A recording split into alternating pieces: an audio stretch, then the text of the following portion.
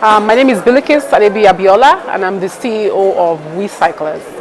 And where did the idea for Wecyclers come from?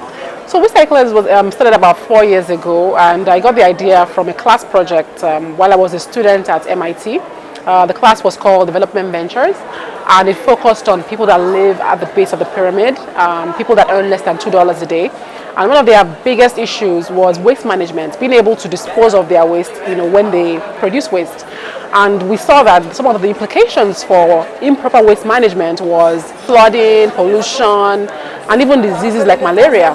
And so we came up with students in the class came up with the concept of incentivizing people to, sort their recyclable waste in exchange for something of value to them. And we basically iterated on the idea for a few months and then came to Nigeria to start it.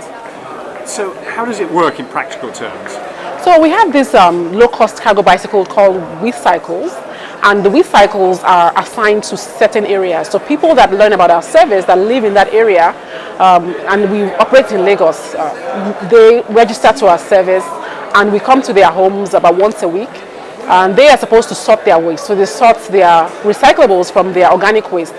And for every kilogram of waste that they recycle with us, they get points on their phone. So it makes it very easy for them.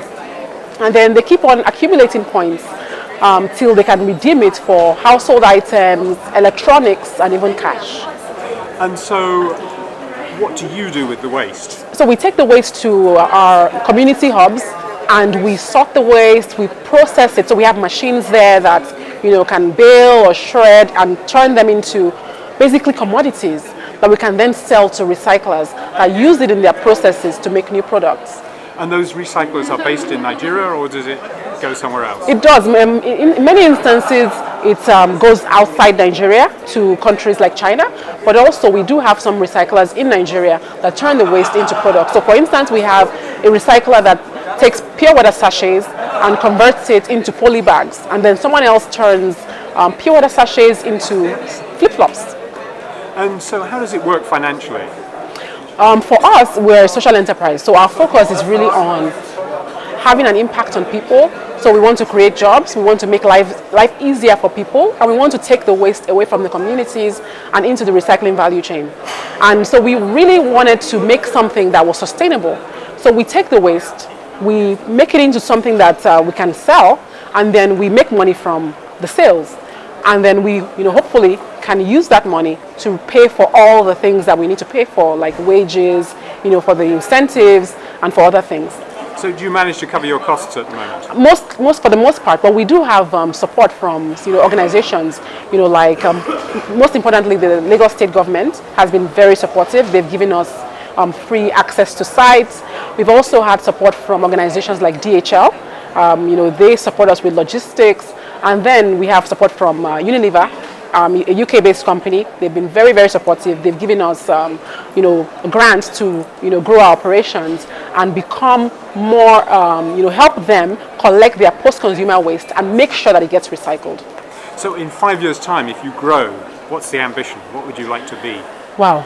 I have a big dream. I think there was someone that was telling me that I talk a big game, and I hope my actions can match up. But I really do want to make recycling, very easy and accessible to people in Nigeria and maybe even to other countries. So anyone that's in Nigeria that that produces waste can recycle it easily and efficiently, and hopefully we can create a lot of jobs from that, and we can help to stimulate the Nigerian economy by our actions.